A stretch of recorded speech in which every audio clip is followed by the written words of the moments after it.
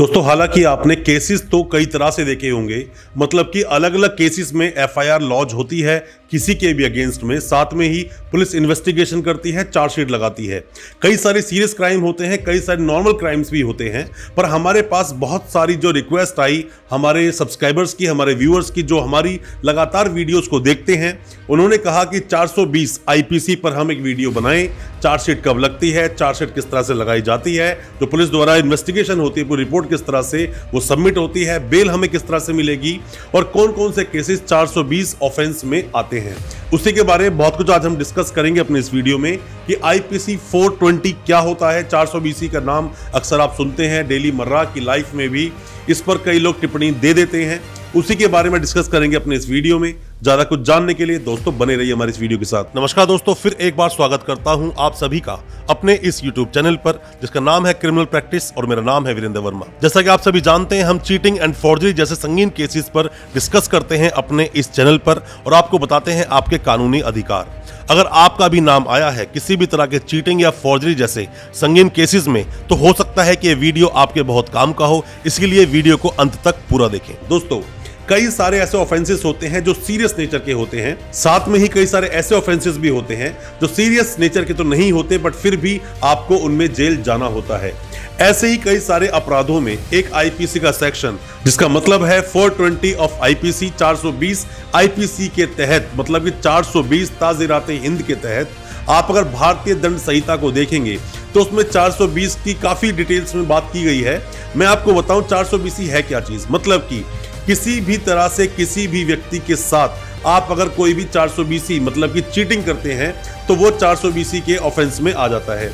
मतलब आपने किसी से भी कोई पैसा लिया कुछ काम करवाने के लिए, बट आपने वो काम उसका नहीं किया, या किसी भी तरह से फ्रॉडेंटली आपने किसी से कोई भी चीज, चल या अचल संपत्ति या किसी भी तरह से कुछ भी ऐसा कृत्य कर दिया जिसमें कि चीटिंग था, आपकी इंटेंशन थी, या जानकर कोई अपराध आपने किया, या फिर आपकी अगर गुड इंटेंशन थी कि मतलब चीटिंग करना नहीं चाहते हो, काम करना चाहते हो, बट फिर भी कोई और कंडीशन की वजह से आपसे वो काम नहीं हो पाया, तो एक चीज अलग है। जब भी कोई भी ऑफेंस दर्ज होता है, जब भी कोई भी केस दर्ज होता है, तो 420 के तहत उस पर इन्वेस्टिगेशन की जाती है और फिर उस व्यक्ति को अरेस्ट कर लिया जाता है। क्योंकि 420 जो ऑफेंस है, 420 जो ऑफेंस है आईपीसी का, वो एक कॉग्निजेबल ऑफेंस है जिसके अंदर की बिना वारंट के भी आपको पुलिस गिरफ्तार कर सकती है, जिसमें 7 साल तक की कैद का प्रावधान है। साथ ही अगर हम बात करें यहाँ पर चार्जशीट की कि पुलिस कितने दिनों में या कितने महीनों में चार्जशीट को फाइल करेगी, तो उसका टाइम है 60 डेज। पर अगर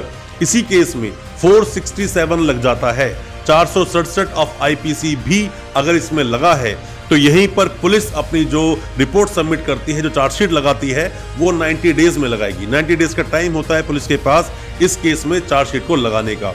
अब दोस्तों दोनों में बहुत डिफरेंस है। अगर दोस्तों हम बात करें 420 आईपीसी की, तो उसके अंदर 7 साल तक की कैद या फिर फाइन दोनों भी लगाया जा सकता है, या फिर दोनों में से कोई एक लगाया जाएगा।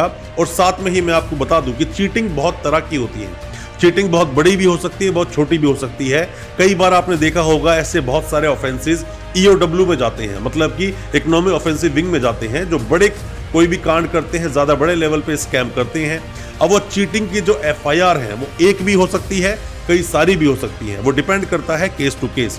कई बार आपने देखा होगा फर्जी कॉल सेंटर से आपके पास कॉल आते हैं, आपके साथ ठगी करके पेमेंट आप लोगों से वो लूट लेते हैं, वो भी 420 में जाता है। या फिर किसी को झूठ बोलकर कोई चीज प्रोडक्ट बेचा गया और साथ में ही उस चीज की डिलीवरी तक नहीं की गई जो प्रोडक्ट उन्होंने दिया था, वो भी 420 में मुकदमा दर्ज होगा। या फिर पेमेंट लेकर आप किसी को ऐसा कमिटमेंट कर रहे हैं कि हाँ मैं वो आपको चीज दूंगा, इस कंडीशन में दूंगा, उसकी कंडीशन बिल्कुल प्रॉपर होगी, और आप तक वो चीज पहुंची भी तो भी कुछ और चीज भेज दी गई, वो भी 420 में आएगा।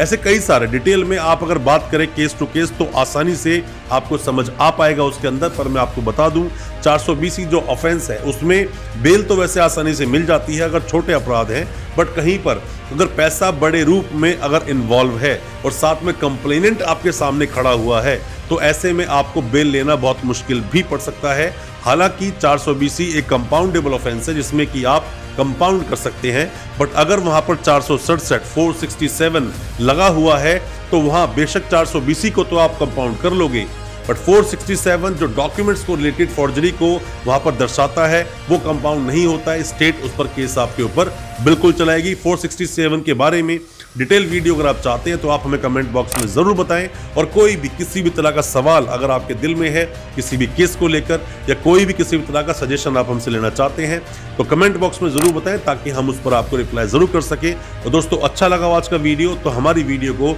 ज्यादा से ज्यादा अपने दोस्तों, परिजन, परिवार में शेयर करें और उन तक भी पहुंचाएं जो हम लीगल अवेयरनेस की वीडियोस अपने लेकर आते हैं। और अच्छा लगा आज का वीडियो, हमारे चैनल को सब्सक्राइब करना बिल्कुल ना भूलें, साथ में लगा बेल आइकन जरूर दबा दें ताकि इसी तरह की लीगल अवेयरनेस की वीडियोस हम आपके लेकर आ सके सबसे पहले। बहुत बहुत शुक्रिया, धन्यवाद हमारी वीडियो के साथ बने रहने के लिए।